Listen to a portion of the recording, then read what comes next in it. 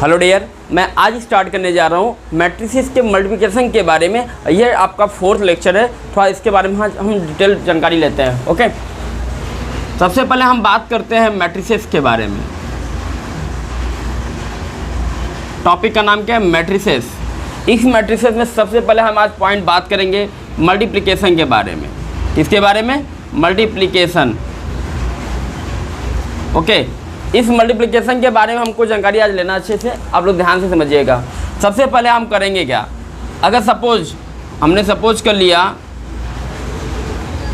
Suppose कोई हमने let कर, suppose A and B are two matrices. एक चीज़ आपको पहले मैं बता दूं, जितने भी चीज़ें आप अभी तक पढ़ रहे हैं सब देख रहे होंगे, टोटल किस पे डिपेंड है? ऑर्डर पे डिपेंड है। किस पे डिपेंड है? ऑर्डर पे। अगर मैं बात करता हूँ, ध्यान समझिएगा आप लोग, मैं कहना क्या चाह रहा हूँ। अगर सपोज डेट हमने ले लिया कि ए हमारा है कोई एलिमेंट ए आई जे, इसका ऑर्डर m इंटू क्या है? n है। अगर दूसरा मैं ले लिया b ले लिया, इनकी मैं बात करूं तो ये बी आई क्या हो जाएगा? जे हो जाएगा। इनको बोलते हैं पी इंटू क्यू का ऑर्डर ले लिया मैंने। क्या ले लिया? पी इंटू क्यू का। अब इनका मुझे क्या करना है? मल्टीप्लाई करना है। क्या करना है? मल्टीप्लाई करना है। तो उस केस में करेंगे क्या, ध्यान समझिएगा। अगर जब क्वेश्चन कहता है ए इंटू बी करना है, क्या करना है? ए इंटू बी करना है, तो उस केस में मान लो समझिए उसका आंसर कितना आएगा? सी आई जे। बट आपको कंडीशन याद होना चाहिए, ए और बी। अब यहीं पे आपको ध्यान देना, अगर ए का बी से मल्टीप्लाई करते हैं, ध्यान समझिएगा, अगर ए का बी से मल्टीप्लाई करेंगे तो करेंगे क्या? ये ए है, इस ए का क्या लेंगे? हमेशा रो लेंगे। क्या लेंगे? ए का रो लेंगे। और बी का क्या लेंगे? कॉलम लेंगे। बी का क्या लेंगे? कॉलम लेंगे। ए का रो लेते हैं, बी का कॉलम लेते हैं। ए का रो कौन है? यम है, तो यम लेंगे। और कॉलम कौन हुआ? क्यू हुआ। किसका? बी का। बी का कॉलम क्यू। तो आपका बचा क्या? कंडीशन। इफ, कंडीशन आ गया, if N is equal to क्या होना चाहिए? पी। राइट। अगर मैं बात करता हूँ कि अगर m इंटू एन है, p इंटू क्यू है, तो आप कहेंगे अगर a से b का मल्टीप्लाई होता है तो ये वाला और ये लास्ट, दैट इज ये रो की बात कर रहा हूँ, ये किसकी बात कर रहा हूँ? मैं कॉलम की बात कर रहा हूँ। अगर रो और कॉलम इक्वल है, सॉरी, रो और कॉलम हमारा ऑर्डर बताता है, बाकी जो क्या हो जाता है, लीव होता है, वो क्या हमारा कहलाएगा? इक्वल टू होना चाहिए। क्लियर है? अगर मैं यही चीज़ को मैं ऐसे बताता हूँ, अगर a इज इक्वल टू मान लो ए आई जे है, क्या है? ए आई जे है, और मैं बोलता हूँ कि यहाँ m इंटू एन है, और ये क्या है? b है। ये हमारा बी आई जे लेट कर लिया, सपोज दैट इसको मैं बोल दिया p इंटू क्या है? q है। p इंटू क्यू होने के बाद अगर मैं बोलूँ कि b a करना, मुझे क्या करना है? b a, मान लो सपोज इसका मल्टीप्लाई करने पर इसका आंसर क्या आ जाता है? c आई जे। याद रखना, अगर यहाँ भी कंडीशन, a का क्या लेंगे? b का क्या लेंगे भाई? रो लेंगे। जो पहले आता है उसी की बात कर रहा हूँ, फर्स्ट रो। सेकंड क्या होगा? कॉलम की बात कर रहा हूँ मैं। किसकी कॉलम? तो बी का रो कौन है? पी है। बी का रो कौन है? पी है। कॉलम कौन है भाई? कॉलम किसकी बात कर रहा है? ए का। ए का कॉलम कौन होगा? हमारा एन होगा। क्लियर है? नहीं क्लियर है? समझ में आ रहा है आपको? अगर ये पी है, ये क्या है? एन है, तो बचा क्या हमारा कंडीशन? इफ। तो कंडीशन क्या होना चाहिए कि इसका क्या? क्यू, किसका? बी का, और इसका क्या? रो क्या होना चाहिए? आपस में इक्वल होना चाहिए। याद रखना यार, अगर ऐसा नहीं होता है, अगर ये केस नहीं आता है तो ये मल्टीप्लिकेशन नहीं होगा। ये आपको बेसिकली याद रखना होगा। ठीक है? आपको समझ में आ रहा है? अगर मैं एक एग्जाम्पल की बात करता हूँ तो आपको खास ज़्यादा समझ में है, ध्यान समझिएगा।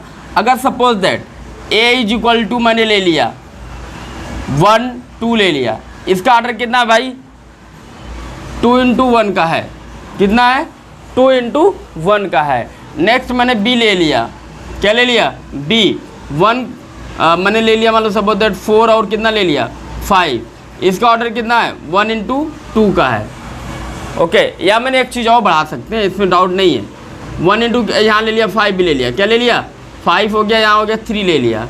अब आंसर इसका ऑर्डर कितना हो गया? 1 इंटू 3 का, है ना? तो आपको चेक करना है, मुझे मल्टीप्लाई करना है। क्या करना है? मल्टीप्लाई चेक करना है। तो ये बताओ जरा, ये क्या है?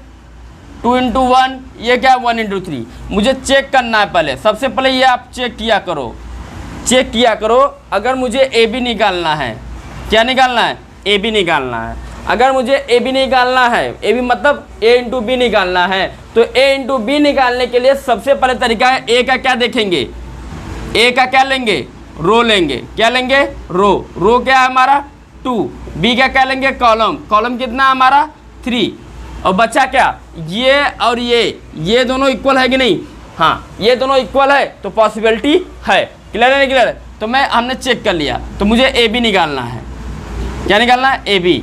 अब ए बी निकालने के लिए आप पास में रख लेंगे, ये 1 ये 2, ओके। मल्टीप्लाई किसके साथ, 4 5 3 के साथ। अब ध्यान रखना, अब जो हमारा आंसर आएगा करोगे क्या, अभी आपसे बताया ये क्या है, रो है, ये क्या है रो, और ये क्या बताता है कॉलम। रो को उठा के किस में ले जाना है, कॉलम में। ये हमारा रो यहाँ कितने हैं, 2 रो है, पहले 1 को ले जाना है कॉलम में। आंसर कितना आएगा, 1 4 जा 4, बोलो कोई दिक्कत। फिर अगला नेक्स्ट 1 5 जा 5, 1 3 जा 3। एक जो पहला रो है तो पहले रो में ही मल्टीप्लाई कर रहे हैं, ध्यान देना। अब बात करते हैं, ये क्लियर हो गया। अब मैं बात करता हूँ, थोड़ा ध्यान दीजिएगा। अगर मुझे इसका मल्टीप्लाई करना है तो कैसे करेंगे, अब सेकंड रो की बात करने जाओ, सेकंड रो इसका फिर इसमें मल्टीप्लाई करेंगे कॉलम में जा करके। इसका इसी कॉलम है, एक ही कॉलम है इस वाले फर्स्ट में। आंसर कितना 8, 2 5 जा 10, 2 3 जा 6। क्लियर है, ऑर्डर कितना 2 इंटू 2। देखो आंसर 2 इंटू 2 आ रहा है नहीं आ रहा था, सॉरी 2 इंटू 3 आ रहा है नहीं आ रहा है, बोलो 2 इंटू 3। देखो 1 2 3 कॉलम, रो कितने, इतने। बेसिकली आपको समझ में आ रहा है। एक क्वेश्चन और कराता हूँ। अगर मुझसे क्वेश्चन बोलते बी ए करना है, क्या निकालना है, बी निकालना है, बी ए निकालना है।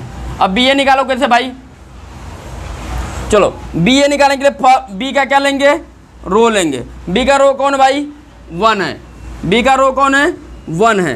तो मैं मान लो सब इनका बी का रो कितना हो गया, 1 ले लिया। बी का रो कौन है, 1 है, हो गया। ए का कॉलम कौन है, ए का कॉलम 1 है, वेरी गुड, कोई दिक्कत नहीं। अब हमारा कौन बचा, हमारा 3 और क्या बच गया, 2 बच गया। 3 और क्या 2 दोनों इक्वल है, नहीं है। तो बोलेंगे कि अगर हम बोलेंगे बी का हम क्या चेक करेंगे, बी का जो हमारा कॉलम है, बी का कॉलम आप चेक करेंगे, B A is not possible, B A is not possible, not possible because B A is not possible because column of B does not equal to row of A। मतलब कहना चाहेंगे जो B का हमारा क्या है, column है, रो के साथ हमारा क्या नहीं हो रहा है, A के रो के साथ इक्वलिटी होल्ड नहीं कर रहा है, इसलिए B A is not possible, मतलब that is B A multiply नहीं हो पाएगी।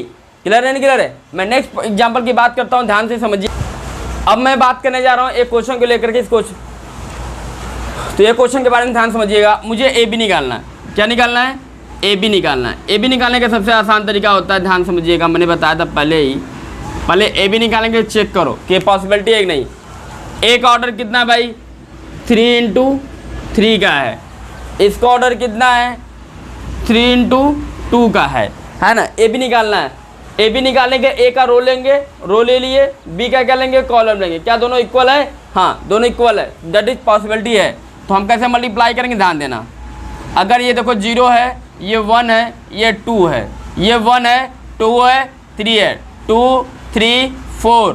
नेक्स्ट क्या हमारा 1 minus 2, 1 minus 2 minus 1 0, 2 minus 1। Clear है नहीं क्लियर है। अब मैं बात करता हूँ मल्टीप्लाई करने के बारे में, ठीक है। अगर मैं बात करूँ कैसे मल्टीप्लाई करते हैं, हमने अभी आपको बताया था स्टेप, ध्यान से मैं 2-3 एग्जाम्पल और देंगे, आपको कॉन्सेप्ट क्लियर हो जाएगा। जैसे ये रो है, ए का क्या लेंगे भाई, ए का हम लोग क्या लेना है, रो लेना। बी का क्या लेंगे, कॉलम, ये दिमाग में रखना है। तो ए का रो लेंगे, बी का कॉलम। देखो पहले ये रो कौन है, ये है ना। इसका इसमें मल्टीप्लाई करो, कितना आएगा 0 इंटू 1 प्लस करो। अभी रो का पहला ले रहे हैं, रो का कॉलम भी पहला ले रहे हैं, तो 0 इंटू 1, फिर 1 इंटू बोलो 1 इंटू -1 प्लस फिर 2 इंटू 2। क्लियर है नहीं क्लियर है? अब इसी का इसके साथ मल्टीप्लाई करेंगे। अब सेकंड कॉलम में जा रहे हैं, ये फर्स्ट कॉलम था, अब सेकंड कॉलम में 0 इंटू -2 प्लस 1 इंटू 0, 1 इंटू 0 फिर 2 इंटू -1। अब इसका सेकंड रो का लेंगे, फिर उसी तरह कॉलम में जाएंगे। चलो इसका इसमें ले करो 1 into 1 plus 2 into -1 plus 3 into 2। अगला 1 into -2, 2 into 0 plus 3 into -1। Clear हो गया? अगला नेक्स्ट इसके में, ठीक है, ये दो टू क्लियर। थर्ड वाले कॉलम देखो, थर्ड रो तो थर्ड रो में चल रहा हूँ, 2 into 1 plus 3 into -1 plus 4 into 2। Next 2 into -2 plus 3 into 0 plus 4 into -1। Clear है? अगर मैं इसको सॉल्व करता हूँ, क्या कर रहा हूँ, सॉल्व करूँगा, तो आंसर कितना आएगा, यहाँ से 0 हो गया, 0 -1, इसको सॉल्व करेंगे तो आंसर कितना आएगा, 0 -1 प्लस 4, 0 0 -2 1 -2 प्लस 6 -2 0 -3 2 -3 प्लस 8। नेक्स्ट क्या है हमारा, -4 0 -4। क्लियर है? अब इसको मैं थोड़ा सा और सॉल्व करता हूँ, आंसर आपका आएगा -3, तो 3 हो जाएगा, यहाँ से -2 हो जाएगा, यहाँ से कितना हो जाएगा 6 1 7, 7 में से 2 गया 5, यहाँ पे कितना -5, यहाँ से कितना आएगा बेटा 8 2 10 2 7, यहाँ पे आपका कितना -8। ऑर्डर कितना हमारा 1 2 3, 3 इंटू 2। क्या मेरा 3 इंटू 2 का ऑर्डर बन रहा है? नहीं, ये 3 है, ये 2 है, बाकी दोनों तो इक्वल है। ठीक, अगर मैं ये आपका आंसर क्लियर हुआ। नेक्स्ट पॉइंट मैं बात करता हूँ, ध्यान से समझिएगा। अगर मैं बात करूँ ए बी को लेकर के क्लियर हो गया। अगर मैं कहूँ कि बी ए निकालना है, मुझे क्या निकालना है, बी ए निकालना है, तो बी ए का पॉसिबिलिटी कैसे चेक करेंगे? अगर बी ए की मैं बात करूँ तो आपको करना क्या है, बी ए में निकालने के लिए आपको चेक करना है, पहले ए बी का क्या लेंगे हम लोग, रो लेंगे। बी का भाई क्या लेंगे, रो लेंगे, बी का रो लेंगे, और ए का क्या लेंगे, कॉलम। हमारी हम बात समझाने कब पॉसिबिलिटी नहीं है, तो बी हमारा क्या है 3 इंटू 2 है, कितना है 3 इंटू 2 है। तो उस केस में हम करेंगे क्या, 3 इंटू 2 में अगर इसका क्या ले लिया मैंने, बी का रो ले लिया, बी का क्या ले लिया, रो कितना हमारा 3 है। ओके, बी का ये हमने ले लिया 3। ओके, अब ए का क्या लेंगे, कॉलम कौन है हमारा 3 है, 3 है। अब बताओ बच्चा क्या हमारा, तो कंडीशन बताते कि इफ़ 3 = 2, 3 = 2 है, नहीं है, तो बोलेंगे B A is not possible, B A is not defined, B A is not defined because इन दोनों का जो मैंने कंडीशन बताया था इक्वलिटी होल्ड होने का, वो इक्वलिटी होल्ड नहीं है। क्लियर है कंसेप्ट? अब हमको लगता है कि आपका क्वेश्चन हो जाएगा। ए = दिया है, सपोज दैट 1 2 3 4 दिया है ना, और आपको निकालना ए स्क्वायर। क्या निकालना है, ए स्क्वायर। तो ए स्क्वायर निकालने के लिए आप सिंपल तरीका यही लगाएंगे कि 1 3 2 4 फिर 1 2 3 4। आप देखो इसका ऑर्डर 2 इंटू 2 है। अगर दोनों में एक चीज़ और याद रखना, अगर दोनों जो हमारा क्या है मैट्रिक्स है, अगर दोनों मैट्रिक्स हमारा क्या हो जाता है, स्क्वायर मैट्रिक्स होता है। क्या होता है, स्क्वायर मैट्रिक्स। अगर दोनों मैट्रिक्स स्क्वायर मैट्रिक्स है तो आसानी से इजीली सॉल्व करेंगे। वो 3 इंटू 3 है तो वो भी 3 3 2 है, तो आप देखें फर्स्ट एंड लास्ट लेंगे तो भी =2 होल्ड करेगा। अगर दोनों मैट्रिक्स क्या होता है, इक्वल ऑर्डर के हैं, तो आप आसानी से और मल्टीप्लाई करते वहाँ चेक करने की ज़रूरत नहीं पड़ेगा। ओके, मैं यहाँ जैसे यहाँ 2 इंटू 2 का है, यहाँ भी 2 इंटू 2 का है, तो आंसर सेम है ना, तो हम यहाँ आसानी से मल्टीप्लाई कर सकते हैं, चेक करने की ज़रूरत नहीं है। ओके, अब मैं बात करता हूँ, रो का लेंगे 1 1 जा 1, 2 3 जा, हो गया। फिर इसी का इसके साथ जाएंगे 1 × 2 प्लस 2 × 4, अब इसका इसके साथ 3 × 1 प्लस 3 × 3 सॉरी 4 × 3, क्लियर है।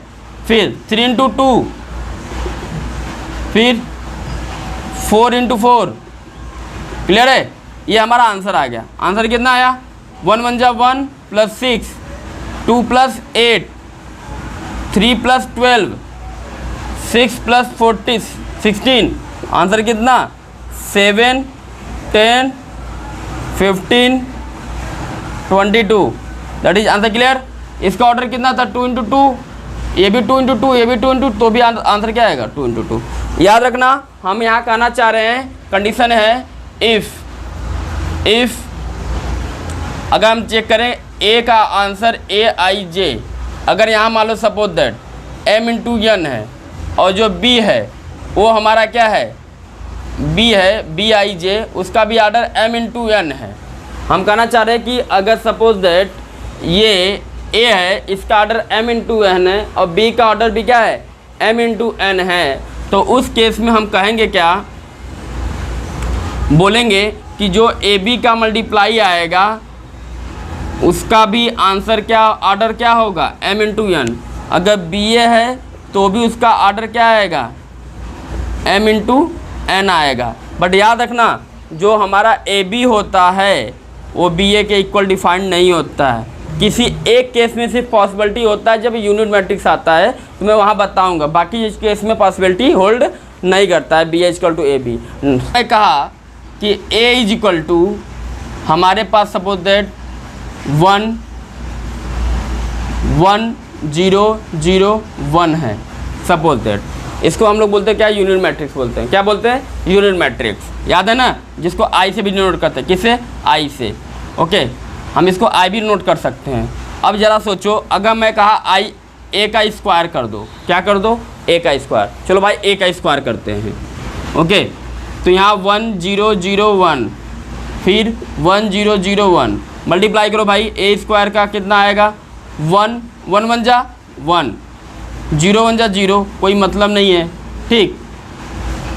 1 × 0 मतलब 1 × 0 कितना आएगा 0, 0 × 1 0, 0 × 1 0, 1 × 0 0, 0 × 0 0, 1 × 1 1, क्लियर है नहीं क्लियर है। तो आंसर कितना आ रहा है A² की वैल्यू 1 0 0 1।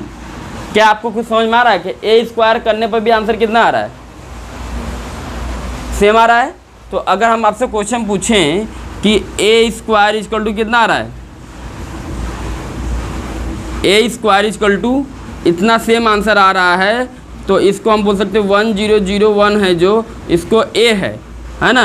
तो अगर ज़रा सोचो अगर A के पावर क्यूब होता तो भी आंसर कितना आता A आता, A के पावर 4 होता तो भी आंसर कितना आता A आता।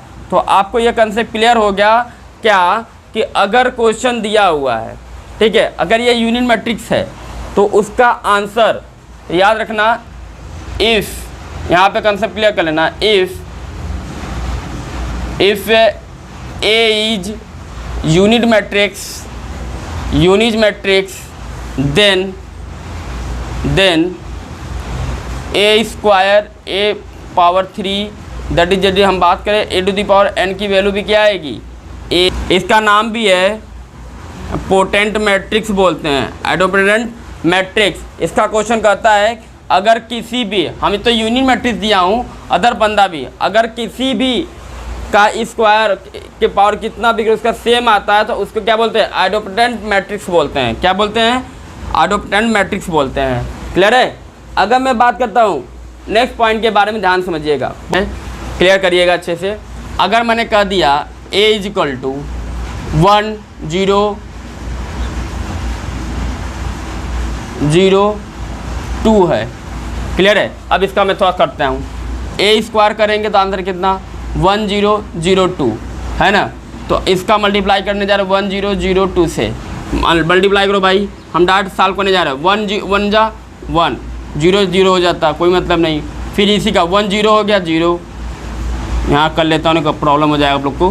फिर 1 1 0 हो जाएगा, इसका मल्टीप्लाई तो भी 0। अब चलो इनके साथ 0 1 जा 0, फिर 0 हो जाएगा। अब इसका 0, यहाँ कितना 4, आंसर कितना है स्क्वायर की वैल्यू 1 0 0 4, है ना।